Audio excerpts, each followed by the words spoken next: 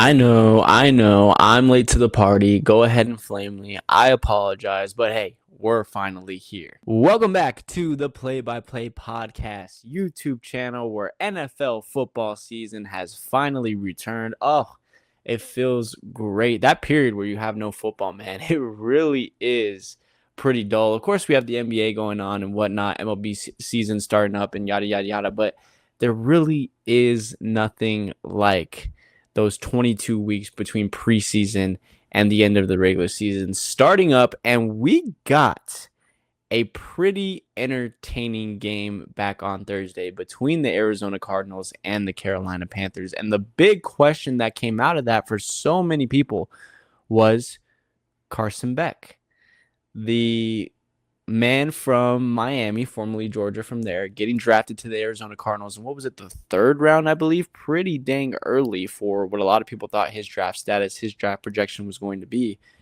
He had a pretty dang good game. If I'm not mistaken, I believe it was 15 for 17, over 100 yards. He threw a tutty and whatnot. But not only that, when you looked at the way that he was playing, the poise that he had, the calm, and we're going to look at the highlights here in just a second and judge and talk about it. But the poise, the calm under pressure, with pressure coming into his face, his ability to get out of the pocket and run. I mean, he was firing on all cylinders. And to be honest, this is something that, yes, including me, I was very surprised about, but I don't think really looking at it, we should have been surprised about. I mean, this is a guy that has been in college for the latter part of about 4 years, has been at some big time name programs and has had success at those programs at both Georgia and Miami. I mean, especially coming from Georgia with a guy like a coach like Kirby Smart, you're going to have that maturity coming into the NFL. And that is 100% what we saw from him. It's what we saw from Tyler Shuck on the New Orleans Saints last year. There was a lot of people, including me, that thought that Tyler Shuck was not going to amount to nothing, that his tape looked extremely raw, even though he was coming in at a much older age. And yet, him being in college for all that time at a school like Louisville, that actually ended up helping him. And he has had a pretty nice kickstart to his NFL career and is in prime position to be leading the New Orleans Saints over the next few years, just in his second year in the league. But without further ado, let's go ahead. Let's not waste any more time. Let's hop into these Carson Beck highlights and see what this man was really cooking. All right, so here we are back with the highlights. It's about a 4-minute video. Shout out to the NFL for posting this, by the way. It's really nice to see these every pass and rush attempts video. It's really nice to see. Just make sure real quick I have the audio off. And for some reason, it is a little bit laggy, so I'm hoping that nothing freezes. I know that I've had trouble in the past with my face cam, so if the face cam does freeze, I apologize. But this is right here from the get-go, the first quarter, the first play of the game. And we're going to kind of just walk through and dissect one of these. And this one right here, this first play, as much as it might not seem like a lot, this is really important when it comes to being a starting NFL quarterback. And especially on a team like the Cardinals that is not going to have a great offensive line this year, being able to find those first easy reads and just getting the ball out quick is going to be really helpful for him, especially down the line if he ends up starting, especially once again for a team that doesn't have that talented of an offensive line. This was also a really nice play from him here. Not only was he very patient and poised when the pocket started to close, but he was able to go ahead and find that hole. And he does have, some mobility in those legs, which again, with a, lesser offensive line, is definitely going to be needed with pressure consistently coming into his face. So again, I like the poise in the pocket. He was able to find that gap, and he does have a little bit of wheels that he can definitely evade and not get himself in trouble for a sack. Here's going to be, Mike LaFleur's bread and butter. We'll talk about this a lot with the Arizona Cardinals. It's the play action. It's the bootleg type plays. This is the situation that Carson Beck is going to find himself under a ton. Under center, play action, bootleg coming here, just a very quick fake. And, the Panthers did a relatively good job on this play to lock down majority of the options, but still the ball placement, able to lead his receiver to the right away from where that linebacker was and just find that easy read, was definitely good eyes and good looks there from Carson Beck. Here we go, a 3rd and 2 situation near midfield. Beck's going to drop back, and again, just getting the ball out really fast. Could he have put a little bit more mustard on this pass? Likely. But more so, I think that the receiver should have 100% caught that ball, and that was his first incompletion of the game, which isn't a bad incompletion whatsoever. Here's going to be backed up a little bit into his end zone, a little bit of a pump fake, drops back, and bang. That is a perfect example of how he could look when throwing the deep ball. This was a perfectly placed ball. Could have led him maybe a little bit more. And there does seem to be maybe a little bit lack of power on some of these throws. But overall, I'm not going to be too critical. Here's a very easy play. Again, he's going to be in this situation a lot with Mike LaFleur. These are the plays that Mike LaFleur loves to run. It's going to be these bootleg passes. Here he's rolling out to his weak side. He's able to find the receiver easily there. And the most important thing when looking at this also is the fact that, again, obviously this is against backups and third stringers. There's going to be a little bit more of a lack of competition here.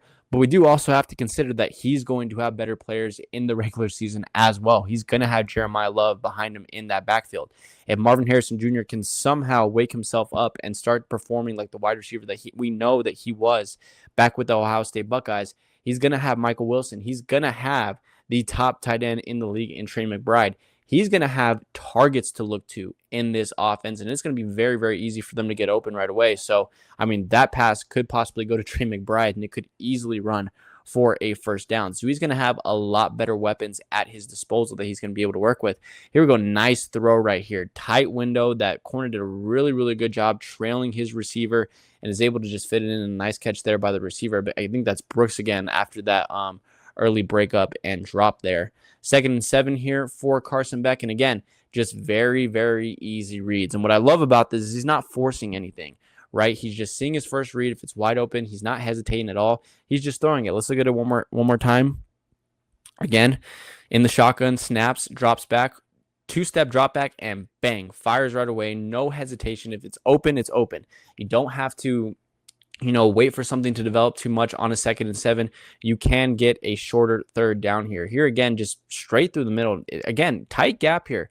You got 3 Carolina Panthers there, and I'm not an expert at any of this stuff, but that is a really solid pass. And probably the most important is he's throwing it in an area where the Carolina Panthers defense cannot get to that.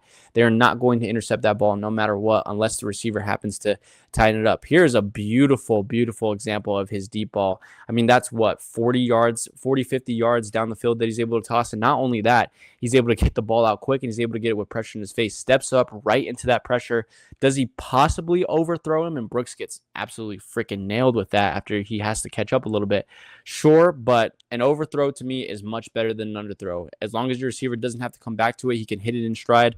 Brooks had to speed up a little bit, but was able to get there. A pretty throw on the dot by Carson Beck, and a great catch by the receiver there as he gets absolutely nailed in the head. Here we go, 2nd and 4, goal line situation there. Again, another bootleg pass, and this might not seem like a lot, but again, it's important. He's making smart decisions, right? He's not, trying to keep the ball in his hands like we see so many quarterbacks, so many experienced quarterbacks at this point. Jane Daniels is one of them, trying to make something out of nothing. He's not trying to play hero ball. Shedeur Sanders does this a lot too, trying to play hero ball. He sees the pressure in his face. There's nothing there right away. The running back is covered. He's immediately throwing into the ground. Once again, where the defense cannot get to him. So smart plays right there. Shows a little bit of a veteran presence. Here we're going to have a motion on the left side. And just a beautiful ball over to the receiver, right on the back shoulder near the corner. As a Broncos fan, this is something that I see Bo Nix throw all the time. And to see Carson Beck being able to do that in his first game in the NFL should definitely be great signs. And again, this is against backups. This is against third strings. So this shouldn't be anything crazy. But the fact that he's able to have this type of poise and confidence right away is fun. Don't really know what happened. I think that there might have been a little bit of miscommunication, but either way, the ball definitely was behind his receiver. That was probably one of his only bad throws of the night. Here he's going to go 2nd and 15, step right up, and bang, puts it in a really nice area. The receiver maybe has to trail back a little bit, but overall it was relatively on his path, and he'll be able to clean these things up, right, eventually. And, he's also going to be learning behind Jacoby Brissett, so he's going to have a veteran bridge-type presence there. Here he goes. Good footwork to move here within the pocket. This pocket closes very quickly, and obviously there's not a ton of space for him to move. He has to, slide, slightly through that gap right there. Ooh, it's tight. And obviously ends up getting caught for the sack. But overall, he is able to limit the damage when he can't throw the ball away there at that point. So a really great job with footwork there. And then here, I believe he's just going to kneel it. That was probably, that was the end of the half. I apologize. We still do have a whole nother minute in the third quarter. But overall, good work from him there. He showed, good presence in the pocket. He was able to move around well in the pocket. We saw, some hits on some deep balls. We saw some quick reactions on some first reads. Overall, pretty solid. Here we go again, bootleg plays. And again, if that's Michael Wilson, if that's Trey McBride, that is an explosive play. And it's going to be something that, especially for a rookie quarterback, that's going to be nice for him because there's going to be easy setups for open guys. That's an easy pass for anyone to realistically make. So that's going to just help him build his confidence as well, and is going to make the make the harder plays a little bit easier. Here we go again, play action pass rolling out to his right. Boom. I mean, easy. And the Cardinals did show in this game that they were able to get open. Again, not the starting lineup. It's the backups, I understand. But some of Michael LaFleur's offense was showing to be effective. Here we go, another throw. Maybe a little bit short. I'm not really sure why the receiver ended up coming back to the ball on this one. I understand there was a comeback, but I think it should have been probably more of a curl.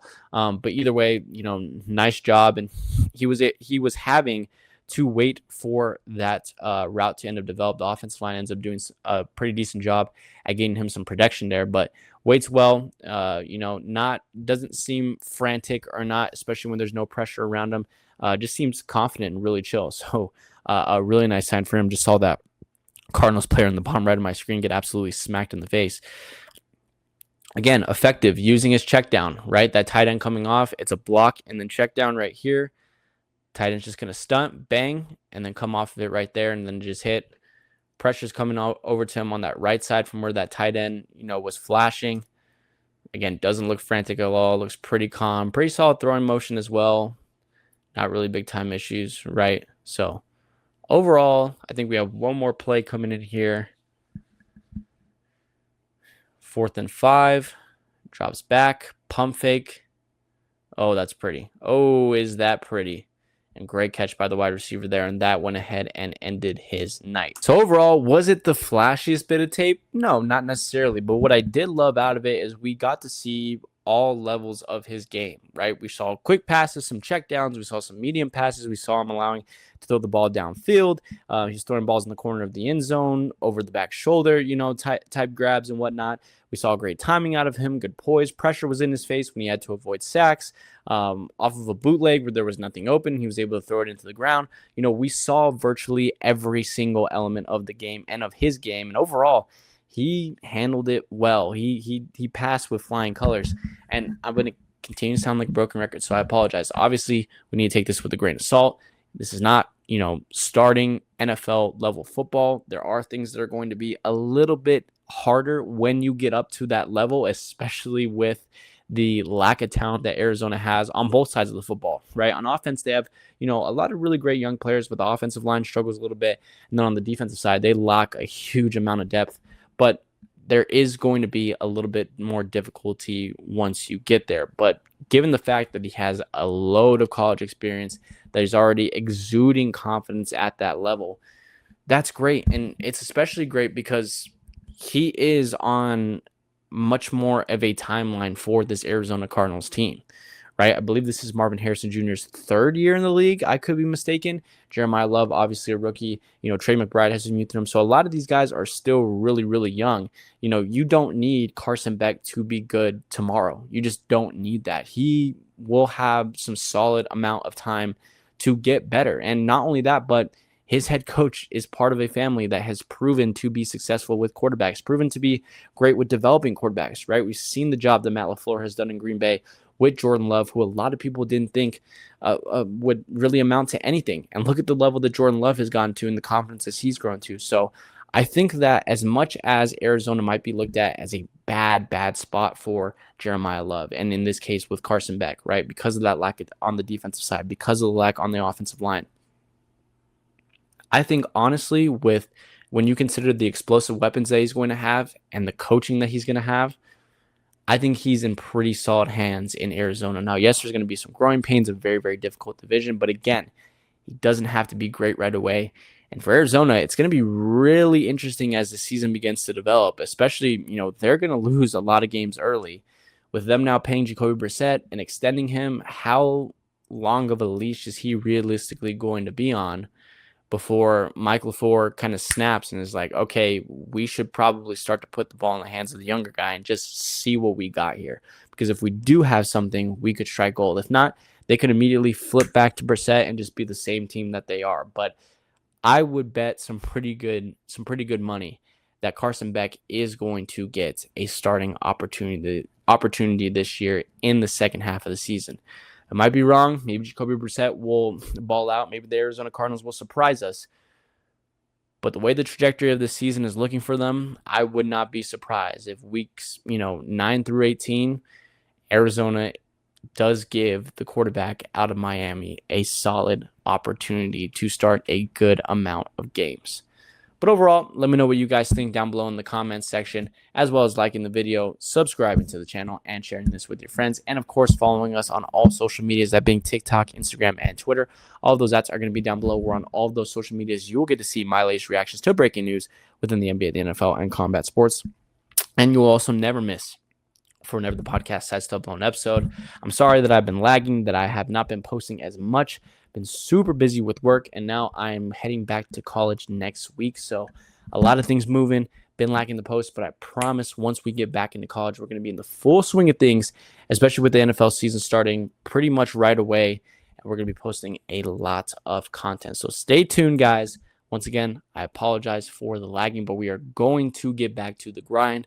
And without further ado, guys, that's all that I have for you guys today. I will see you guys on the next one. I hope that you guys have a great rest of your weekend. And peace.